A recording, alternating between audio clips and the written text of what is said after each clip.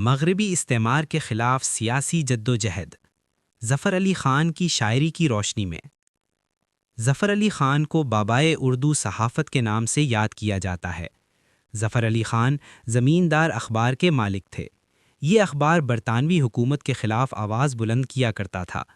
اسی وجہ سے حکومت نے اس اخبار کے ایڈیٹروں کو نظر بند کیا اور ساتھ ہی ساتھ اخبار بھی بند کر دیا گیا۔ دراصل ان کا دور برطانوی استعمار کا دور تھا۔ مسلمانان ہند پر انگریزی حکمرانوں کا غلبہ تھا۔ ان کی شاعری بر صغیر کے مسلمانوں کے لیے امید کی کرن بن کر آئی۔ استعمار دشمن شاعری۔ ظفر علی خان نے برطانوی سامراج کے خلاف اپنا قلم اٹھایا۔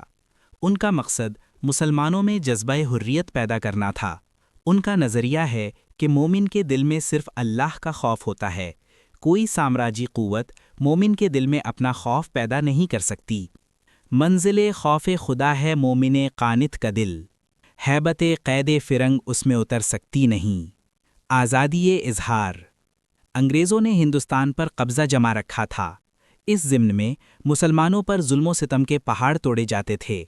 انہیں اپنے حق میں آواز اٹھانے کا حق نہیں تھا، لیکن ظفر علی خان نے اپنی شاعری کے ذریعے بر صغیر کے مسلمانوں کو آزادی رائے کا حق دیا۔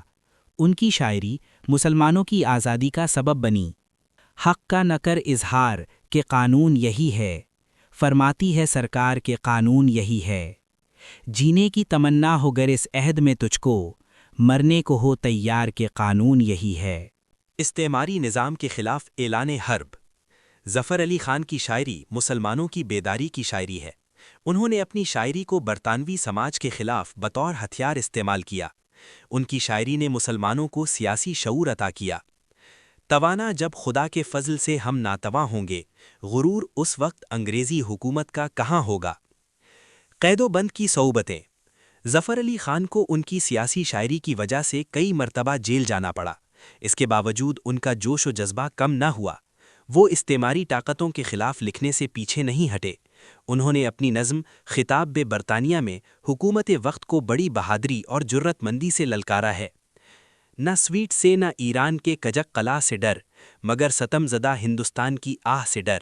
جو عقل ہے تو سن ان مخلصانہ باتوں کو، جو ہوش ہے تو ہمارے اس انتباہ سے ڈر۔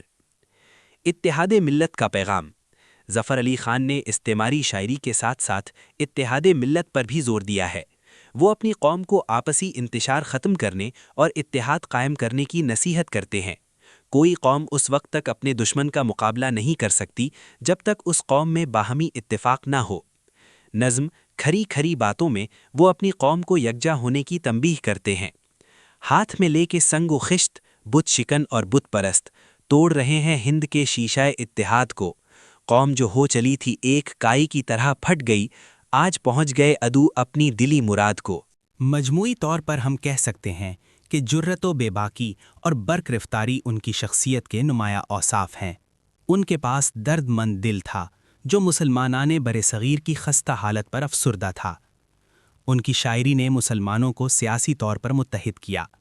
ڈاکٹر نذیر حسنین زیدی اپنی کتاب مولانا ظفر علی خان احوال و آثار میں رقم تراز ہیں کہ بلا شبہ وہ ایک جری اور قوی دل انسان تھے۔